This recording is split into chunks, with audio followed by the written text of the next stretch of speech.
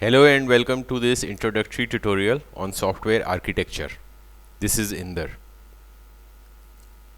Here is an example of an architecture design called three-tier architecture. But let us see some concepts first and we will come back to it. First, what is software architecture?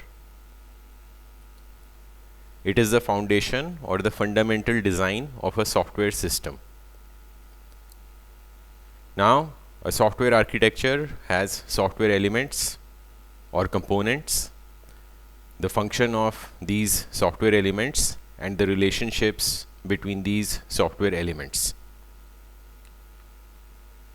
Software architecture shows how it addresses the key business objectives such as performance, reliability, and security. Next, why do we need to have a software architecture?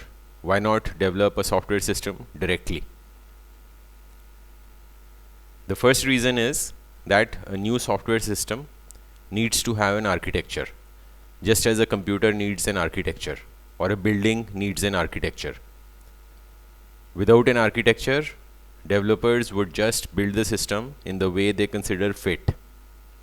Such a software system, when built, may be difficult to maintain or change because each developer built their component in their own way. Secondly, a software architecture helps existing developers and new software developers as well as stakeholders understand the structure of their software system. If the software architecture is implemented, it is possible to address the key risks to the system.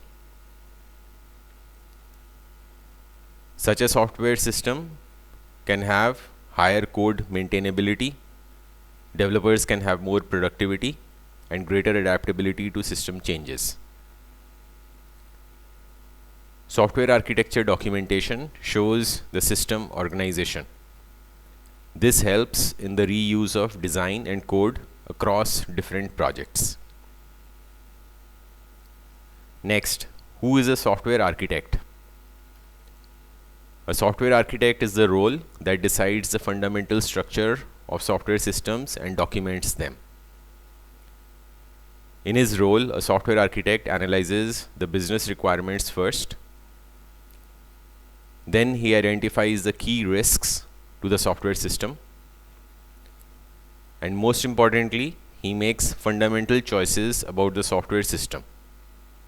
It is difficult or time consuming or even practically impossible to change these choices once a system is built. Now let us see some example architecture patterns, also called architecture designs. First, the three-tier architecture. Now, a three-tier architecture separates the presentation tier, application logic tier, and data management tier on different servers. The benefits of three-tier architecture are better scaling because each tier can be scaled up independently.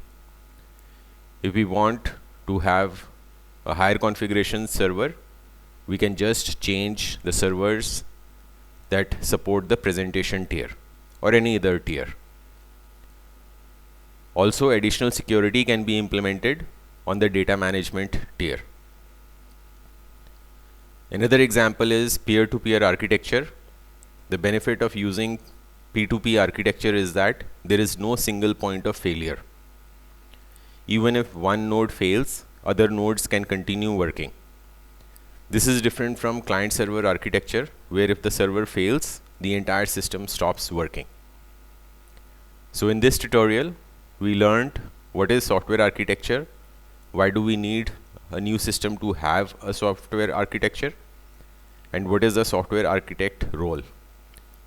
We also saw a couple of examples of architecture patterns. That's all in this video. Thank you and see you in my other videos.